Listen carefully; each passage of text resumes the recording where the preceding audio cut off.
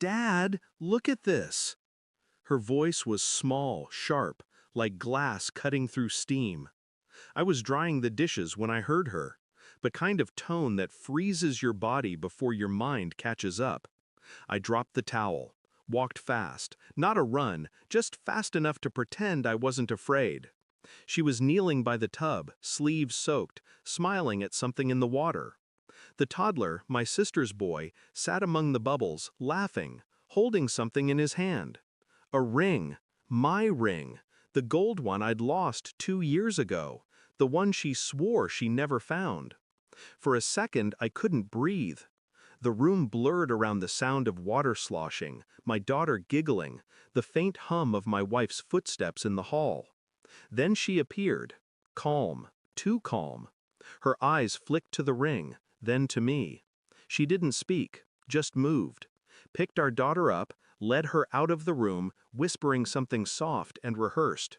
And then I was alone with the child, the ring still glinting in his small, wet hand. My sister's child, or not. I didn't say anything that night, not to my wife, not to my sister, not even to myself. I just watched. The way my wife avoided my eyes when she thought I wasn't looking. The way she touched the boy's hair a little too gently, a little too long. The way the boy looked back at her with a recognition I couldn't explain. There were no words for the thought forming in my head, only a sound, a quiet static that filled every room I entered. When I asked her about the ring later, she smiled, said the boy must have found it somewhere in the garden, said she'd meant to tell me. But her voice wavered, just once. I knew that sound. I'd heard it before. The sound of a lie collapsing under its own weight. That night I couldn't sleep. Every detail replayed. The ring, her hand on his shoulder, the way my daughter looked at her mother when she thought I wasn't watching. It all formed a shape I didn't want to see. The next morning I called in sick. While she took the kids to the park, I searched the house.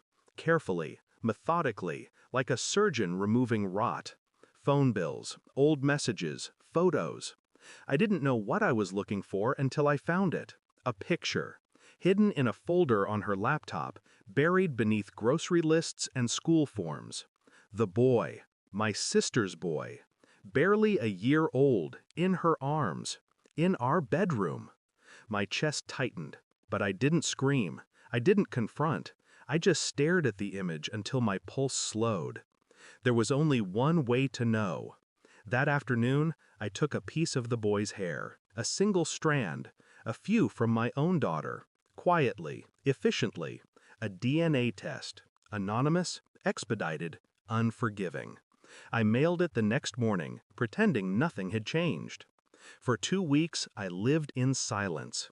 She laughed at the dinner table, kissed me goodnight, called me love. Every moment felt like theater, every touch a disguise. But I smiled back. I was patient, because truth, like rot, doesn't need to be forced. It only needs time. The envelope arrived on a Thursday, plain, white, a medical return address. I opened it in the garage. The air smelled of oil and rain. 2 results, 2 lines. My daughter, 99.9% match. The boy, 0. 0. I stood there, staring at the paper until the ink seemed to move, until I could hear her voice behind me, calling for dinner. When I walked inside, she was setting the table, humming something low. I placed the envelope beside her plate, said nothing. She looked at it, then at me, opened it. I watched her face change. First confusion, then fear, then something quieter, recognition. Her lips trembled, but no sound came. I didn't shout, didn't ask why. I just said, "How long?" She broke. Right there between the plates and the silverware. Tears, apologies, the usual wreckage of the guilty. But I felt nothing, only stillness. That night I called my sister, told her to come over. She hesitated, but she came. When she walked in, I handed her the same envelope, watched her read, watched her face pale, then collapse under the weight of what she saw. My wife tried to speak, but I stopped her. "Don't," I said. Just one word. Quiet. It was enough.